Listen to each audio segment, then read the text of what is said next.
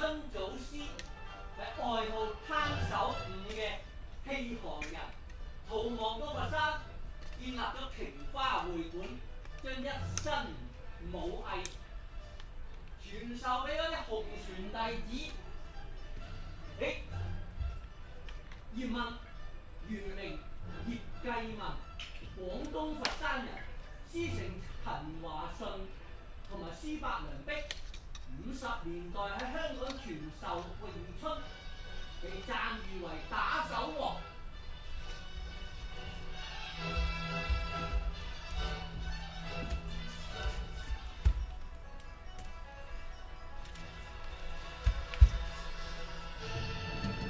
葉家家教甚嚴，從小呢就要佢接受嚴格嘅儒家教育，但係呢個小少爺就淨係中意3件事：玩槍、玩雀、玩功夫。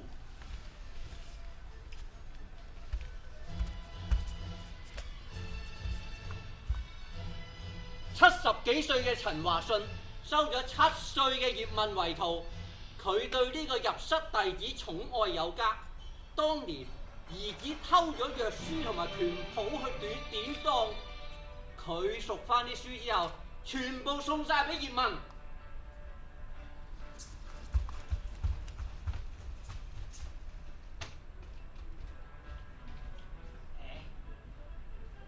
1909年、1908年，葉問去到香港求學。個子矮小嘅佢遇上高頭大馬嘅外籍學生，自然成為咗佢哋欺負嘅對象。誰知葉問功夫了得，將校內校外嘅外籍學生打個落花流水，仲因此而打響咗名堂添啊！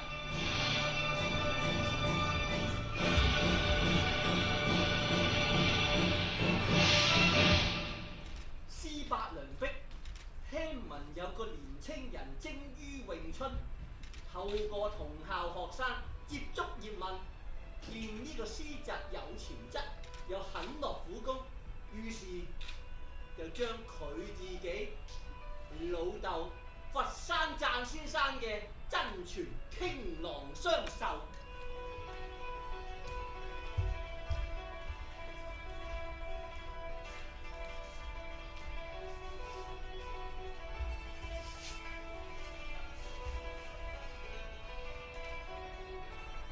詠春包含咗精奧嘅哲理，陳華順武功雖然好啊，但係始終受限於學識。葉問在港讀書，吸收咗現代科學嘅知識，用力學原理、幾何角度去解釋拳法，仲有梁璧從旁協助，於是就成就咗卓越嘅武學。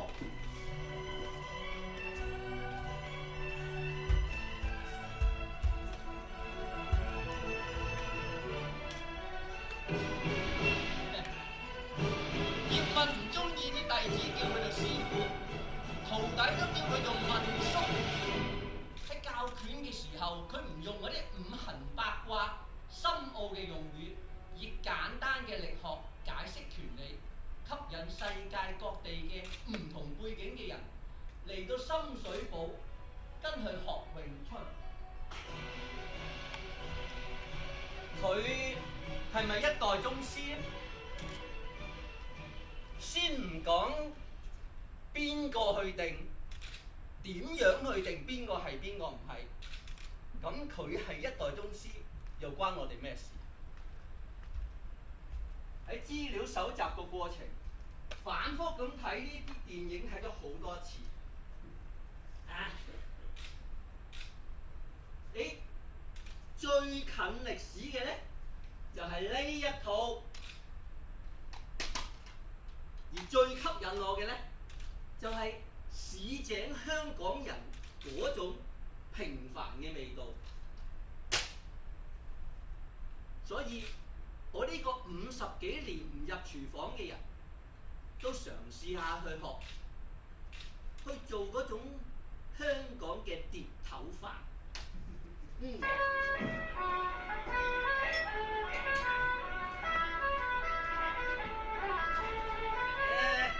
時間關係咧，今天就煮唔到吃，聽日就會煮啦。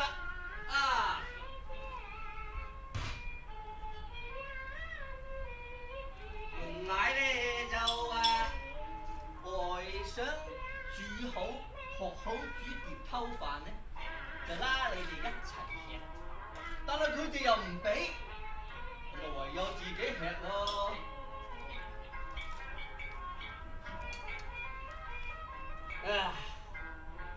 真係幾好味㗎喎！有機會你試下。我遇到咗嘅。呢度有冇邊個住滲水埗嘅？你有冇發覺滲水埗真係一個武林啊？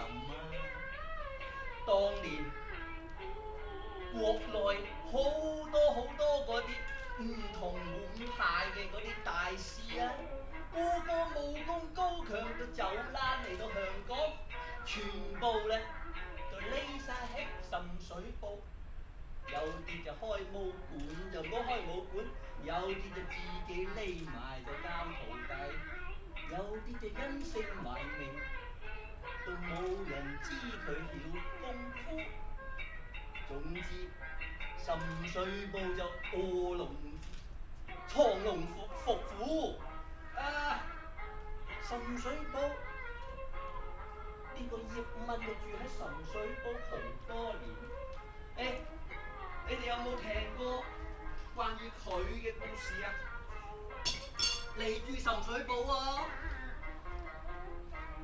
我成日喺度諗呢啲咁嘅大人物，佢住喺我哋呢啲社區仔裏邊，咁佢同我哋有咩唔同？佢又同我哋有咩關係咧？我哋周圍抄資料原來咧。你個葉問，佢真係好唔同。首先，另外嗰個咧，好出名嗰個咧，姓黃㗎，就成日話你仲係打交，唔准打交。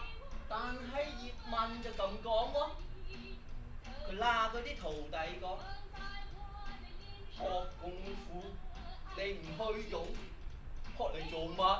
哈哈！所以佢哋好多徒弟咧，就周圍去同人問手，佢就唔會鬧佢哋噶。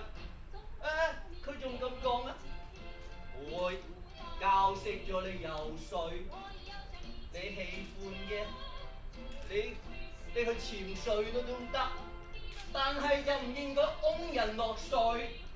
呢個就葉問啦，我真係好中意佢嘅喎。聽講啊，佢幾廿歲人之後啊，佢就因為嗰陣時嘅治安唔好，所以咧佢咧就夜晚咧就同個徒弟或者有時自己一個咧就去巡街。有一次有兩個唔知乜水，就應該就唔係滲水埗本地嘅，就走嚟箍佢死牛喎。哇！真係唔食死啊！佢幾下手勢，一腳咧就撐咗佢，撞埋牆。後來差人嚟到嘅時候，見到佢老人家就問：阿伯，你冇事嘛？佢就話：我就冇事，你睇下佢就好似有啲事咯，睇下使唔使入醫院？不過佢係咪上咗神台？係中士喎，係中士，就鬧我哋平凡人唔同。所以咧，你睇到嗰啲咧，硬係好似唔係人嚟㗎喎咁樣。事實佢咪又係人一個？我套電影都有講啦。佢咪一樣有二奶，係咪？有依賴就唔可以係重視啦嘛？我就係唔知啊，你話咧？投票啊，佢有依賴喎，唔應該係重視咯喎，你嘅同意嘅舉手啊！哦，原來咁啊，有道理有道理。啊，仲有佢咧聽講咧，仲食抽鴉片，抽咗好多年啦喎，做唔到榜樣咯，係咪要拉佢落神台咧？到底點樣先係重視？點樣就唔係重視咧？我就唔對賽，你哋自己話。不過咁，即係好似咁呢套嘢咧，就話佢咧就為咗佢個袋呢個咁嘅環境，如果你屋企有後生嘅，你會唔會諗方設法就送佢去外國讀書咧？